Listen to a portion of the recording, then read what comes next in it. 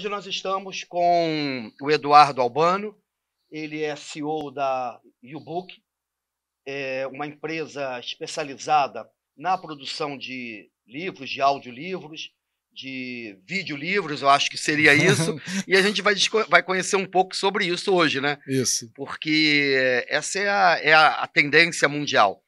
Nós aqui na nossa instituição trabalhamos com uma plataforma, Eduardo, que tem uma série de e-books. Então a gente quer entender um pouco hoje qual é a diferença, o que a tua empresa fez, o que faz diferente. Sei que é uma empresa muito grande, que é uma empresa que já expandiu, já rompeu as fronteiras brasileiras e já expandiu para outros países. Seja bem-vindo ao Café com o Reitor. E a primeira pergunta que eu queria lhe fazer é qual é a formação que você tem ou o que você fez para você fundar essa empresa? Você é o fundador também, é um dos fundadores, sou fundador, né? Somos 4 fundadores originalmente, eu, Flávio, Fábio e Paulo, são 2 desenvolvedores e eu e o Flávio mais de negócios, né? Primeiro, boa tarde, muito obrigado aí por esse convite. Estou muito feliz de estar aqui com vocês também e poder contar um pouco mais da nossa empresa. Assim, eu não tenho nenhuma formação específica, tá? Eu como a maioria, não vou falar a maioria, mas como vários casos aí de empreendedores.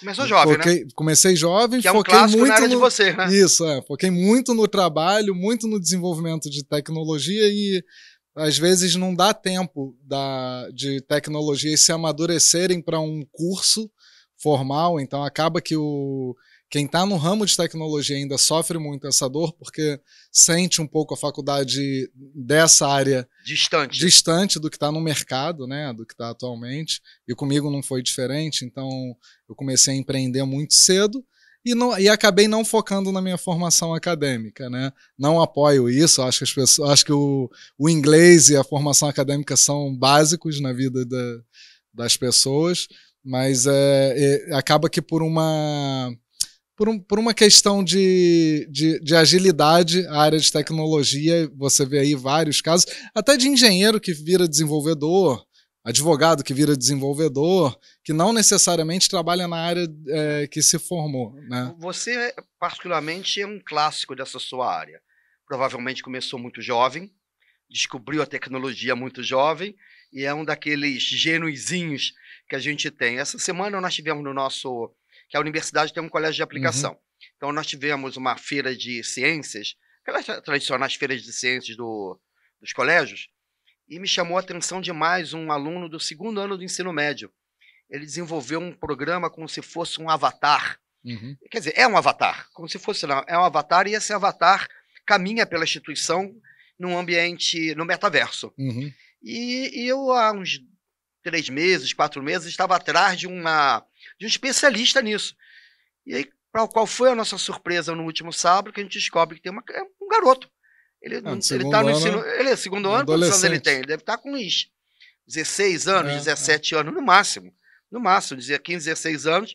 E o desenvolvedor. Já tinha desenvolvido. Dentro da instituição. Já tinha um primeiro cliente também. Já. E eu já pedi para a diretora do colégio trazê-lo para nós pensarmos, que basicamente vai ser isso. Nós seremos o primeiro cliente deles. Ah, legal. Fala para mim, Eduardo, um pouco sobre o que é o Book. O que é o Book? O Book começou como uma plataforma de audiobook, né? Então a gente começou a olhar para fora do Brasil, viu alguns players tendo muito sucesso fora do Brasil com livros em áudio, né? E aí o Flávio me perguntou um dia, por que não tem isso no Brasil, Edu? Vamos investigar mais? E a gente começou a investigar. A gente fez um protótipo em PowerPoint, a gente foi para uma primeira Bienal em 2013, Bienal aqui do Rio. A gente começou a perguntar para as editoras por que não tinham e elas responderam para a gente o seguinte: não, dá muito trabalho gravar, não dá para vender CD em livraria, quem teve essa iniciativa aqui no Brasil não foi à frente. Vocês se associaram de imediato a grandes editoras, né? Que foi editoras, o caso assim, né? porque a gente tinha que começar de algum ponto, né? Sim. Então qual foi o nosso ponto de partida? A gente viu quem já tinha tentado gravar algum audiobook, tinha alguns poucos na época, e a gente foi tentar entender quais eram as barreiras de mercado para a gente entrar. E a gente viu, poxa, em 2013 o CD já estava morrendo, já estava nas últimas ali. O que a gente tinha de canal de distribuição para áudio era o celular. Porque o plano, os aparelhos estavam ficando cada vez com a tela maior e começou a ter mais democratização do acesso a dados no celular. Naquele período ali, 2012, 2013, começou a expandir. A gente já tinha uma boa experiência nessa época. A gente falou, pô, não tem que distribuir livro em CD, vamos distribuir pelo celular, Claro. Vamos fazer mídia onde o cliente vai consumir tudo. E esse foi nosso grande acerto. O que a gente fez? Se você me permite, eu acresceria mais um dado aí, que ele é muito interessante e tem um pouco a ver com a minha formação. Eu fiz pós-doutorado em Educação à Distância na Universidade Nacional, na Federal em Madrid. Uhum. E quando eu fiz esse pós-doutorado, deve ter uns 10 anos, 12, já não me recordo mais, a principal plataforma, a principal mídia que eles usavam era áudio. Uhum. Então, quando o Brasil ainda estava na onda das videoaulas, você sentado no computador, vendo a aula, eles já estavam numa outra geração. E aí, logicamente, eu quis saber o porquê. E aí visitei a universidade, que o pós-doutorado, você não senta para estudar, é uma pesquisa que você faz, tem um orientador, e ele te joga para o campo. E aí eu comecei a visitar os estúdios inúmeros da Universidade, da Federal de Madrid. E qual era a lógica deles? Era a lógica da democratização. Ou a velha lógica do rádio. Uhum. A velha lógica do rádio. Que até hoje é imbatível o rádio. Imbatível. Então, para eles, era muito democrático que a pessoa estivesse dirigindo, no ônibus, trabalhando em casa, fazendo uma coisa e ouvindo, como eles chamavam, as audioaulas. Uhum. E eu acho que a história dos e-books, eles têm a ver muito com isso. Eu estou certo? Não, sim, assim, de uma certa forma, o que a gente pensa aqui? O Brasil, ele é um estatisticamente, como um leitor de livros, a gente tem um percentual pequeno da população que consome. A maioria das pessoas falam que não tem tempo para consumir. E realmente, hoje em dia, quando você para sentar e ler alguma coisa, você vai ser disperso pelo celular, pela televisão, pela mensagem. E o bom do áudio, do audiobook, é que você pode consumir no momento que você não precisa ou não pode olhar para a tela. Então, se você está no ônibus, se você está dirigindo, se você está fazendo qualquer outra coisa que você não pode ter atenção numa tela, você consome alguma informação, você consome um livro, você consome uma informação. Você está cozinhando. Importante. Cozinhando, exatamente. Um ato simples de cozinhar, você está ouvindo. Você está ouvindo e você está absorvendo aquele livro, a informação igual a leitura, né? Então, a gente viu que o grande ganho era esse, não tenho tempo para ler. Pô, mas numa grande cidade, qual é o tempo médio que a pessoa demora para ir para o trabalho? 40 minutos. É isso aí. Seja lá qual for o transporte público, carro, tudo, não é amigável você ficar olhando para a tela. E você vê, hoje, o que é comum, as pessoas com fone de ouvido plugado aonde? No aparelho de celular. Então a gente fez uma plataforma que é de consumo ilimitado para as pessoas consumirem livros em áudio. Foi esse o nosso princípio e a tese inicial da nossa empresa. Que é a mesma lógica dos cursos de graduação, porque essa universidade, a UNED, em Madrid, ela ministra cursos de graduação na modalidade de distância. É a maior universidade aberta europeia. Então, você veja, eles usam essa mídia áudio como a mais importante, porque justamente por aquilo que nós falamos, que você concorda comigo, né? Pelo que eu já vi. Ela é mais democrática. Ela é mais democrática do que as videoaulas. Muito mais democrática. Mas eu confesso a você que, assim quando eu voltei do pós-doutorado, eu de imediato quis e implantei isso nos nossos programas de pós-graduação. E, por incrível que pareça, não deu certo. E aí eu queria conversar com você sobre isso também. Os nossos alunos, de início foi uma novidade, mas depois eles começaram a demandar as videoaulas. Então nós tivemos que retroceder. Eu não tirei as audioaulas do ar, dos programas, né, da plataforma, do ambiente AVA, né, mas acrescentei também as videoaulas. Vocês tiveram essa dificuldade quando vocês... Não, a gente, muito pelo contrário, a gente conseguiu pegar coisas que eram muito mais visuais também, como revistas, por exemplo, transformar em áudio. Mas eu tive uma experiência com educação até com o Mário Márcio, que trabalha aqui também, a gente fez uma iniciativa com várias instituições de ensino para gravar aulas para o Enem. Para o Enem, com professores famosos, com grandes grupos escolares. A gente acreditou muito nessa plataforma. A gente viu também uma baixa adesão. Eu acho que também o sistema de ensino está se renovando, ele está se reinventando. O que mais tem agora é EdTech, né, que chama, que as instituições elas estão tentando implantar cada vez mais tecnologia. Eu vejo a assim grande realidade é que o Brasil está muito atrasado. Mas você acha que é só o Brasil ou isso pode ser uma questão assim mais mundial, assim, se a gente for falar? Não é só o Brasil, porque eu quando eu fiz doutorado, eu fiz um estudo comparado, aí é doutorado, não é mais pós. Eu fiz um estudo comparado, mas utilizei como meu ambiente, meu espectro de estudo, a América Latina.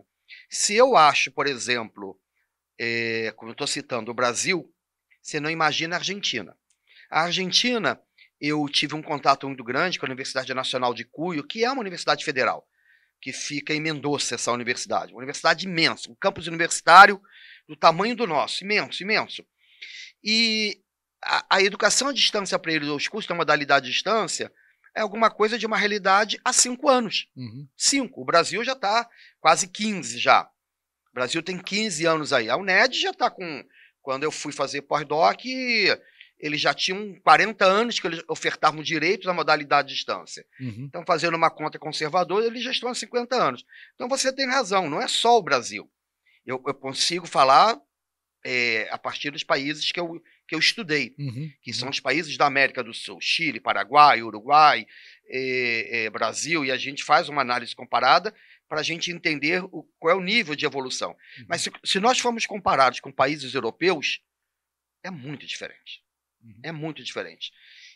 O que eu acho assim, se a gente pensando no áudio, de repente se a gente fizer uma aula em áudio, de repente o aluno está muito mais acostumado com a questão visual ali, de parar e de dar atenção. Eu acho que o brasileiro é muito visual, mas se for um estudo complementar, alguma coisa que você passa ali de uma matéria ou algum complemento para o aluno ele poder se preparar para as provas ou ele poder consumir como um material adicional, de repente funciona mais. Então, assim, não quer dizer que o áudio não funciona ou que o vídeo funciona mais. Eu acho que a gente tem que acertar aí no tipo de produto que a gente vai entregar e qual é o momento adequado para ele consumir. E aí é um desafio nosso aí, como indústria de áudio, como instituição de ensino, tentar desvendar, fazer teste. Eu aqui, como representante da empresa, eu até te falo que eu estou super aberto aí, se você quiser explorar mais esse desafio, a gente pode ir junto para tentar achar esse formato. E aqui nós temos diferentes públicos, né? Vai lá do garoto lá de 10 anos do fundamental ao aluno da pós-graduação, que não tem idade. Mas eu digo a você que, tradicionalmente, nós, instituição de ensino, você, temos aí um desafio. Temos um desafio. E acredito que esse desafio passa muito mais pela credibilidade do produto, pela qualidade do produto. Exatamente. Esse é um desafio do brasileiro. Em aceitar as novas tecnologias, de que elas sejam adequadas ao modelo brasileiro. Você vê, tem gente até hoje que faz uma brincadeira absolutamente sem graça, porque desconhece e fala, esse é formado em curso de modalidade de distância. Esse fez EAD, é assim que o povo fala. Esse fez EAD. Mal sabe ele que os maiores resultados hoje, junto ao Ministério da Educação, os melhores resultados são advindos de alunos que estudaram na modalidade de distância. E é lógico que o aluno estuda na modalidade de distância, ele logicamente segue uma trilha de aprendizagem, mas ele tem que sentar para estudar. Mas olha, a pandemia fez todo esse pessoal pagar a língua, né? Porque acabou que ficou todo mundo em EAD. Mais ou menos. Mais ou menos. Eu vou lhe explicar o porquê. Porque nós temos uma experiência grande de campo, né? A gente fala, mas observa o tempo todo. E carreiras tradicionais, como direito, por exemplo, não mudou. Estão todos no presencial. Pedagogia. Não, mas durante. Durante esquece. Todo mundo para EAD. Todo mundo para EAD. Todo mundo, não tinha como. E aí qual é a diferença? Aí você começa a falar assim, você estudou no EAD, você ficou 2 anos de pandemia aí, 1 ano e meio, quase 1 terço da faculdade você ficou em EAD. Qual foi a diferença que fez na sua vida? Entendeu? Uma provocação que eu tô fazendo reversa que a gente viveu um choque de tecnologia, a gente foi obrigado a conviver com a tecnologia. Eu imagino para todos vocês aqui, de ter que se preparar para em semanas ter que adaptar o sistema, ensinar, porque vocês tinham que continuar prestando o serviço de educação ali para o aluno, e obrigou e empresas, obrigou a fazer reunião, aquela coisa de viajar para São Paulo para fazer 2 reuniões, acabou, virou mais. Tudo à distância. Eu estou viajando bem menos mesmo. E eu acredito, você não acha que, desculpa te perguntar não, assim, fica à vontade. Mas que deu também uma quebra, uma quebrada nesse gelo aí? Na realidade, trouxe os alunos, os incrédulos, para a realidade. Olha, aqui também funciona. Nós não tivemos problema nenhum de virar a chave, porque nós já trabalhamos... Vocês já eram tecnológicos. Já há 12 anos. Há 12 anos que nós trabalhamos com graduação na modalidade à distância. Foi simplesmente tirar o aluno daqui, desse sistema, e jogar ele dentro de um ambiente. Logicamente, nós paramos o sistema institucional, o processo, por 2 semanas, que é para migrar os alunos de uma plataforma para outra, que era um trabalho meramente administrativo, porque o pedagógico estava pronto. As crianças do colégio também foram bem, porque nós tínhamos e temos muita experiência. Mas há instituições de ensino básico, colégios, que levaram 6 meses tentando se encontrar. Há universidades que nem voltaram. Pararam simplesmente e ficaram ali. Hoje, como tudo tem um sistema híbrido, assim, de ter matéria que continua no EAD, mesmo no curso presencial? Tem. Já antes de... Os cursos presenciais hoje... Tô falando no geral, tá, no geral. Os cursos, por exemplo, um curso de medicina. Hoje você, por uma força de legislação, um curso de medicina, ele não pode ser ofertado na modalidade de distância, mas aí tem que entender. Quando você fala ofertar na modalidade de distância, significa que você está ofertando o curso todo na modalidade de distância e os estudantes fazendo as provas presenciais, que é o que está na lei. Só que a legislação já diz que esse curso de medicina, por exemplo, e todos os demais, podem ter 40% de disciplinas ministradas na modalidade de distância. Então, hoje, um curso de medicina, por exemplo, você pode ter 60% presencial e 40% à distância. O que a gente faz, medicina tem muitas características, mas vou usar, por exemplo, biomedicina. Biomedicina não está nesse pacote do 60-40. Biomedicina você pode ministrá-lo totalmente na modalidade de distância. Mas a instituição acha que determinados cursos, como por exemplo biomedicina, tem que ter atividades práticas presenciais.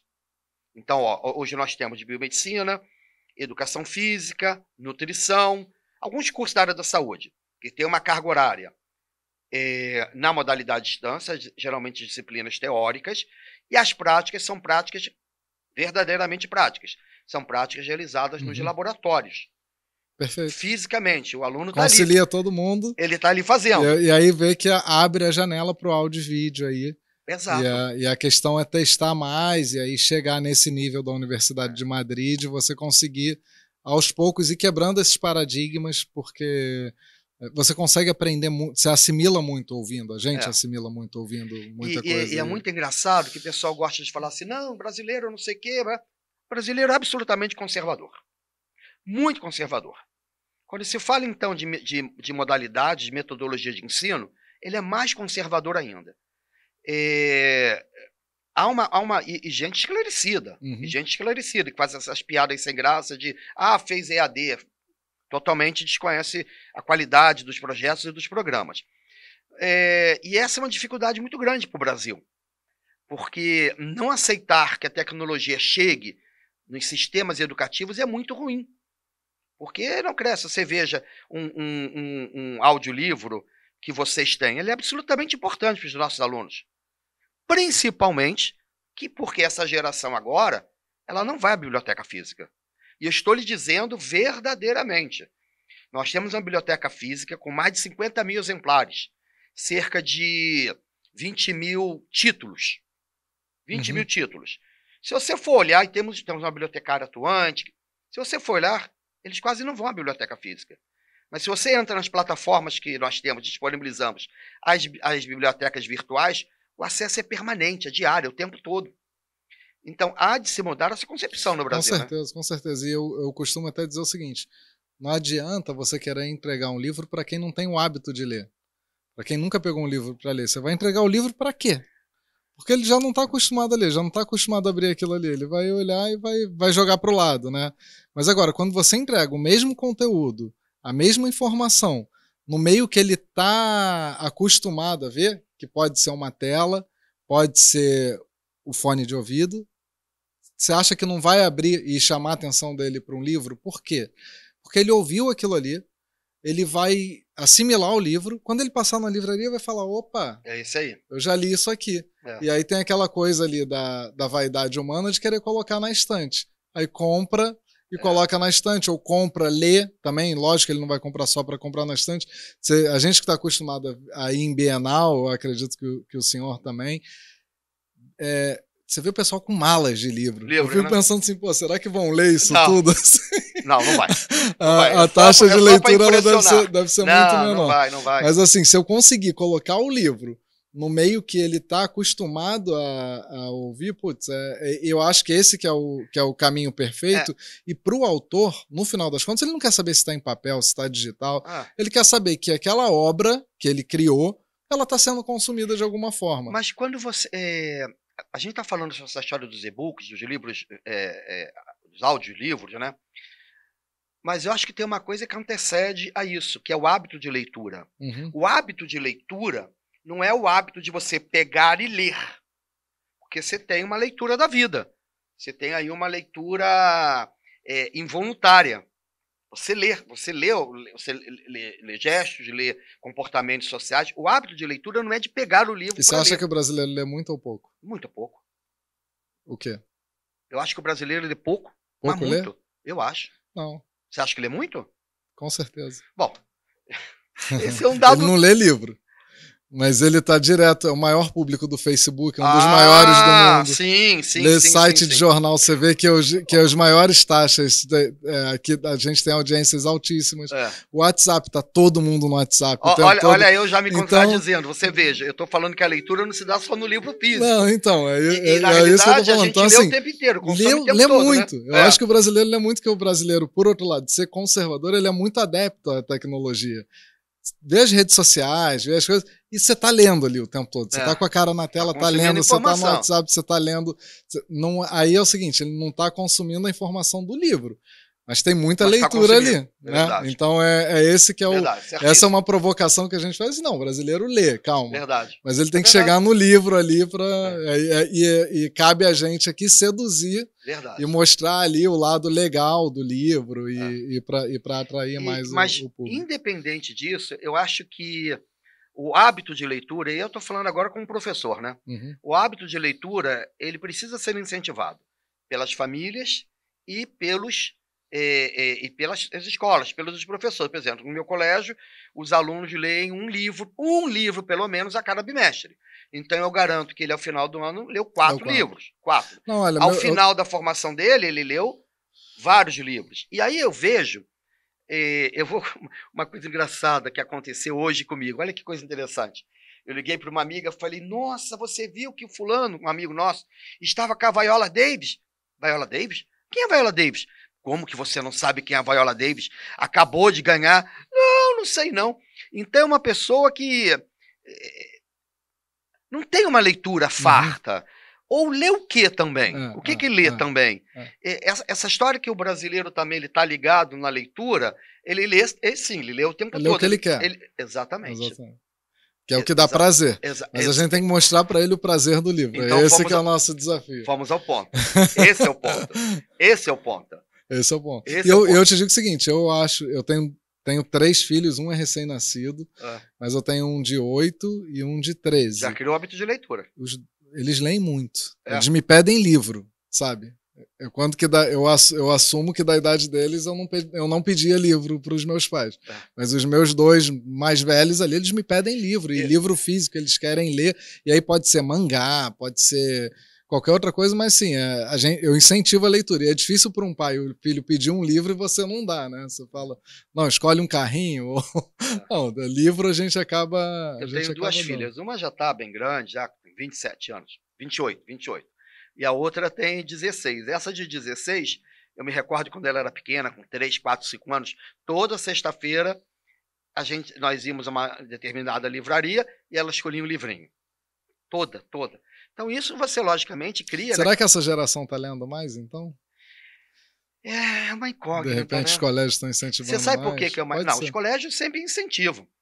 Isso não tem dúvida. Porque a gente tem que incentivar com esse prazer. Quando é obrigação, aí é que tá. A gente foge da obrigação, né? Aí então, é que tá. eu acho que é achar ali os livros que são do interesse, passar o conhecimento de uma forma legal. Eu acho que o desafio da... E aí é que tá. Às vezes, eu vejo isso na prática, né? Que a gente tem um colégio de aplicação. E aí eu vejo as crianças, a diretora diz, olha, o livro desse período é livro tal. E, logicamente, depois tem uma prova, um trabalho em grupo, alguma coisa.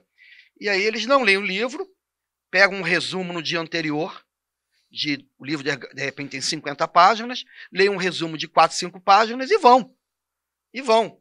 Esse é o aspecto. Nós estamos falando, você vê, começamos a falar sobre a questão dos audiolivros, dos e-books, né? E fomos para uma... Nos afastamos da tecnologia e caímos no senso comum. Ou seja, apesar dele ser áudio, se você não cria o hábito de leitura... Exatamente. Que o hábito de leitura é também ouvir.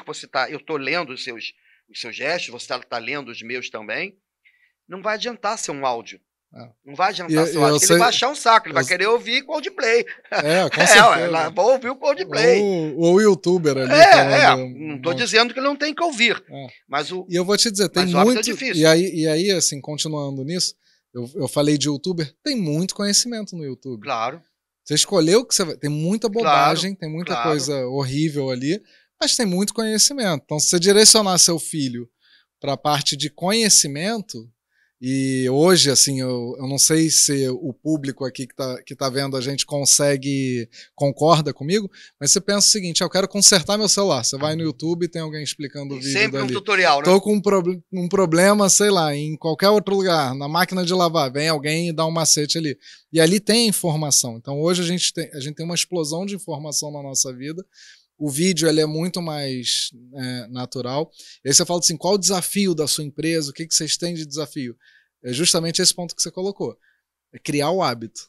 Como que eu crio o hábito? Como que eu consigo entrar ali na cabeça das pessoas? Esse é o ponto. Que é o mesmo hábito da leitura no final das contas. Né? Então, esse é o ponto. A gente não tem uma tecnologia que disputa com nada, uma tecnologia não substitui a outra, a TV não substitui o rádio não substitui o jornal impresso, muito pelo contrário, elas se complementam, elas enriquecem a maneira de entregar informação, e o audiolivro é mais um meio, é mais uma força aí que a gente tem para entregar conhecimentos em vários níveis. O que você vê para o futuro?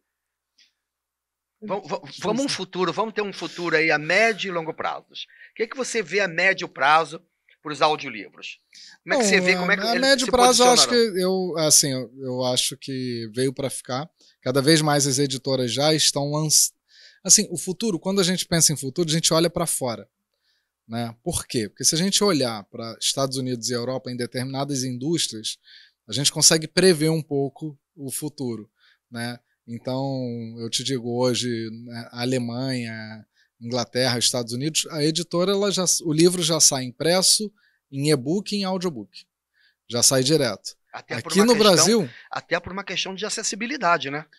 Por uma questão de acessibilidade também. Né? E mais também por uma questão de consumo. Já entrou na vida das pessoas. Ela já tem o hábito de consumo, de consumir o áudio. Aqui no Brasil, impresso, o e-book ele foi ali aos trancos e barrancos. Você tem que ter tecnologia para você entregar para as pessoas, mas está crescendo cada vez mais. E o audiobook também vem com esse complemento. Então, médio prazo, eu acho que já começar a sair todas as edições de livro nos 3 formatos. Na e-book a gente tem uma editora que a gente tem os livros nos 3 formatos. Então, e como é que é esse processo? Só para a gente entender o processo na prática. Eu tenho um livro meu, Aí eu vou te entregar o livro. Uhum. Tá aqui o livro, Eduardo. E aí, o que faz depois? O que vocês fazem? Vamos lá. Tem Na vários prática, uma coisa cenários. bem prática. Eu sou editora, eu negocio. Você tem um livro, eu negocio direto com você como se fosse qualquer outra editora. Compra os direitos autorais. Compra os direitos autorais, vou colocar seu livro na livraria, mas eu me comprometo já em fazer a versão de e-book eletrônica, que é para você ler na tela do celular, do Kindle, tudo, e o audiobook. Então, já te entrego as 3 versões do livro e faço um... vocês também funcionam como editora também. Se eu quiser publicar minha tese de doutorado, vocês publicam a gente e entrega o produto já. E a gente negocia os royalties aí. Mas eu também, como que eu comecei? Eu não tinha editora, não tinha nada. O que eu fiz? A gente foi nas editoras grandes, nas editoras tradicionais, falou o seguinte: você tem audiobook? Não. Esse livro aqui você tem em e-book e em impresso? Sim. E o áudio? Eu tenho direito, mas eu não vou investir. Então tá bom, então eu invisto. Vou fazer uma parceria. E a gente divide o lucro. Show. E a gente foi fazendo isso com várias editoras, e aí a gente cresceu muito no mercado. Na prática, fazendo vocês isso. Têm um sistema de informática que faz a leitura do livro, ou você tem alguém que lê mesmo? Só voz humana. A gente não faz nada automatizado. Porque cansa. Então você tem um locutor, é isso? Vários. Vários locutores? Muitos locutores. Tem 16 estúdios. Nossa! E a gente... atores, sabe? Eu te digo, Malu Mader já gravou, Paulo Betti. É mesmo? Tem muitos atores, muitos narradores que são, às vezes, atores de teatro, locutor de rádio. E aí contrata por obra certa? A gente contrata por obra, só narrador profissional, porque foi aquilo, você tocou num ponto ali no início da entrevista aqui, que foi o seguinte: às vezes a gente disponibiliza uma coisa para o aluno e ele não gosta e não sabe por quê, e ninguém sabe por quê. Então, o áudio, ele, quando é mecanizado, quando ele é um áudio com voz automática, percebe, né? Às vezes é bom, mas aquilo te incomoda e você não sabe por quê. Aí você fala o seguinte: olha, isso daqui não serve pra mim. É a mesma coisa ouvir alguma coisa relatada pela Fernanda Montenegro. Aquela voz maravilhosa dela. Você quer ouvir. Você quer ouvir. Então, assim, o que a gente tem que fazer? A gente tem que conquistar na voz ali. Isso. E a voz humana, ela tem personalidade, que a máquina ainda pode chegar lá algum dia, mas ela ainda não tem essa personalidade, as entonações certas, tudo. Então, a gente aposta muito na voz humana, a gente não faz nada automatizado. Já fizemos vários estudos, já fizemos vários testes e não tem como. Não tem nada melhor do que a voz humana, porque é justamente isso. A gente tem que, quando a pessoa começar a ouvir, tem que ser agradável para ela e tem que ser o que eu te digo assim, sabe quando você está lendo e fica uma voz na sua cabeça? Sim, claro. Então a gente tem que chegar próximo, é utopia, mas a gente tem que chegar próximo daquela voz e deixar a sua cabeça criar, sua imaginação criar, como se você tivesse a experiência de ler um livro mesmo, né? Então, os clássicos vocês já fizeram? Sim, os clássicos muitos, dos autores brasileiros? Muitos. Tem muito livro para gravar. Nós somos o maior acervo de audiolivro em língua portuguesa do mundo. A gente começou a gravar em 2014, então a gente tá muito à frente, mas comparado com uma biblioteca, o nosso acervo ele ainda tem muito que crescer, e aí por isso que eu te digo, qual é o futuro? A médio prazo é o que acontece fora do Brasil, as editoras já saírem com audiolivro, que você ajuda a criar o hábito também. Lógico. Quando você tem mais ofertas, né? Quando você consegue colocar ali o formato sempre disponível para o público, você consegue atrair mais o público. Você acha que em algum momento o Brasil vai legislar sobre isso? Por exemplo, por ser mais claro, todos os meus livros aqui, todas as vezes que eu sou avaliado pelo Ministério da Educação, eu tenho que mostrar a acessibilidade do livro, ou seja, um cego precisa ouvir, e aí a gente tem um programa, que agora esqueci o nome, e esse programa transforma de uma maneira digital, tecnológica, o texto em áudio. Você acha que em algum momento o Brasil vai legislar sobre isso? Eu falo, olha, a partir de agora, por uma questão de respeito... Se eu não me engano, para compra pública já é assim, tá? O livro ele tem que ser acessível, olha que interessante. Tem que entregar em todos por uma questão de acessibilidade, né? Não é uma questão comercial, é uma questão de acessibilidade. E como é que vocês hoje estão comercializando os livros de vocês? Por exemplo, para a minha instituição, como é que seria isso? Não, o que a gente faz hoje são pacotes de assinatura. Tá? Nossa plataforma é uma plataforma de consumo ilimitado. Então você paga assinatura individual? Assinatura individual com consumo ilimitado. Interessante. Tá? E a gente faz parceria com escolas, bibliotecas, com empresas. que aí a gente faz um pacote de assinaturas conforme a quantidade de clientes ou de alunos ali que queiram ouvir. Eduardo, que queiram ter acesso à biblioteca. Né? Nós estamos chegando ao final desse Foi podcast. rápido. É rápido, né?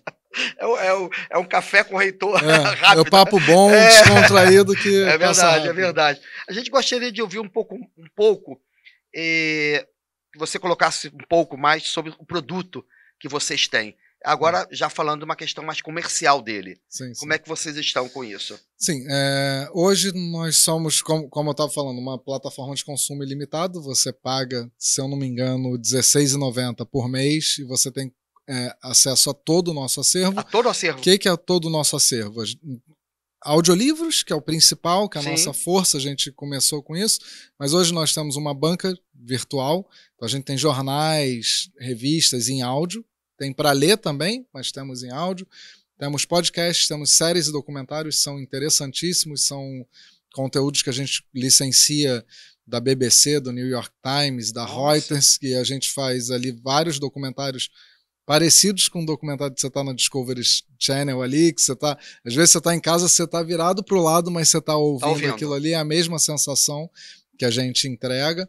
E é uma plataforma para o consumidor final, né? Assim, vamos falar assim, é um Netflix de livros, né? Então você entra, a partir do momento que você entra ali, você tem acesso a 400 mil conteúdos. Tem muito livro em inglês, muito livro em espanhol, muito livro em português. Então, quem está aprendendo outras línguas assim e quer ter a prática ali de ouvir, claro, a gente tem ali um ecossistema muito bom para isso daí. Hoje nós estamos fora o Brasil, mais de 10 países.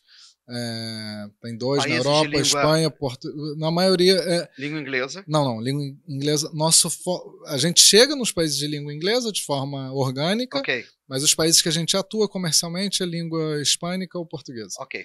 Que são mercados que estão mais próximos e, como a gente estava conversando, naquele nível de maturidade de que tem ali tem mais oportunidade para a gente investir. Os mercados americanos, o mercado de língua inglesa, eles são os mercados mais maduros, tem players muito grandes.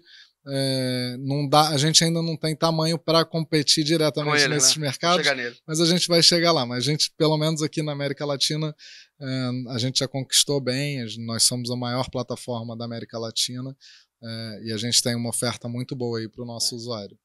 Eduardo, parabéns pelo trabalho, de verdade. Muito obrigado. Você está fazendo um trabalho educativo. Não é um trabalho de comercialização de livro ou de conteúdo. É um trabalho que tem um fundo educativo muito grande. Eu lhe parabenizo por isso.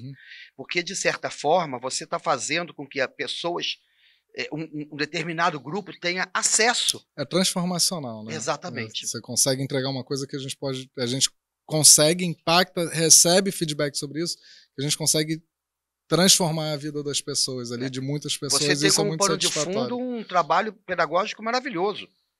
E por isso eu lhe parabenizo, porque que precisa ser divulgado também. Eu sou muito ligado nessa questão da acessibilidade. Eu sei, como eu já lhe disse, nós usamos as audioaulas, como nós chamamos aqui, por uma questão estratégica para os programas, né? Mas isso tem como pano de fundo a possibilidade de levar conhecimento bons de uma outra forma, às vezes mais prazerosa, considerando o perfil do leitor, né? O perfil do leitor. Então você pode ter um leitor que vai querer ficar na praia com o livro aberto lendo. Você vai ter um outro leitor que vai estar lá com os fones, deitado, pegando sol e ouvindo tudo aquilo, consumindo informação. E por isso eu lhe parabenizo, porque nós estamos caminhando para um desenvolvimento muito bom. Com certeza. Para a educação e para a cultura do nosso país. Com certeza isso daí é a nossa meta também, transformar a vida das pessoas e popularizar, democratizar cada vez mais o acesso à informação, a livros, à literatura. Então acho que a gente está ali nessa luta, a gente sabe de todos os desafios que tem, mas muito satisfeitos com os resultados que a gente tem alcançado. Temos que fazer uma parceria com a nossa instituição. Vamos fazer. Até para que nós possamos, de alguma forma, vocês possam medir avaliar. Vamos fazer e divulgar rápido aí, Claro, para os alunos. Claro, verdade. Que a gente consegue fazer junto aí. Muito obrigado. Tá bom? Muito Hoje obrigado. nós estivemos no Café com o Reitor, no nosso podcast, estivemos com o Eduardo Albano, ele falou um pouco sobre o trabalho da empresa dele, da Ubook, um trabalho pioneiro no Brasil. Eu sei que ele é pioneiro, porque eu já tive a possibilidade de experimentar esse tipo de tecnologia fora do país, e eu sei que é um grande desafio. E, mais uma vez, eu parabenizo pela possibilidade e pela democratização da cultura nesse país. Agradeço muito o convite, espero ver vocês mais vezes aqui. Nos veremos, com certeza. Muito obrigado.